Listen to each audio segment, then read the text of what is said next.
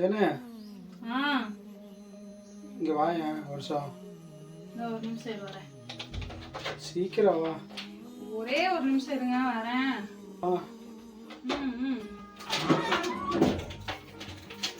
இதில் ரேட்டு கம்மியாக ஒன்று பார்த்தேன், ஆர்டர் பண்ணலாமா? என்னது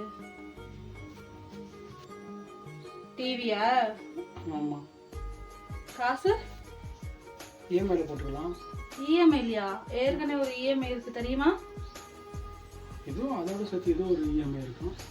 ஏங்க நீங்க வேற மாசம் ஆனா மாசம் பிறந்துருச்சு வரையா. இப்போ வாடகை கட்டணும், கரண்ட் பில் கட்டணும், மல்லிகை ஜாமான் வாங்கணும், பத்தாததுக்கு லோன் காசு, ஏற்கனவே ஒரு இஎம்ஐ ஓடிட்டு இருக்கு. இதெல்லாம் எங்க இருந்து கட்டுவ? வாங்குறதே 5,000 சம்பளம். நம்ம எங்க போய் இதெல்லாம் கட்ட முடியும்? இஎம்ஐ தானே. ஏங்க நீங்க வேறங்க இஎம்ஐ எல்லாம் ஒன்றும் வேணாம் சரியா? எல்லார் வீட்லயும் பொம்பளை பிள்ளைங்க தான் அது வேணும் இது வேணும்னு ஆசைப்படுவாங்க. இதுலயுமே நான் தான் ஆசைப்படணும், இதை வாங்கி கூட அதை வாங்கி கொடுங்க. இங்க மட்டும் உள்டாவா இருக்குது.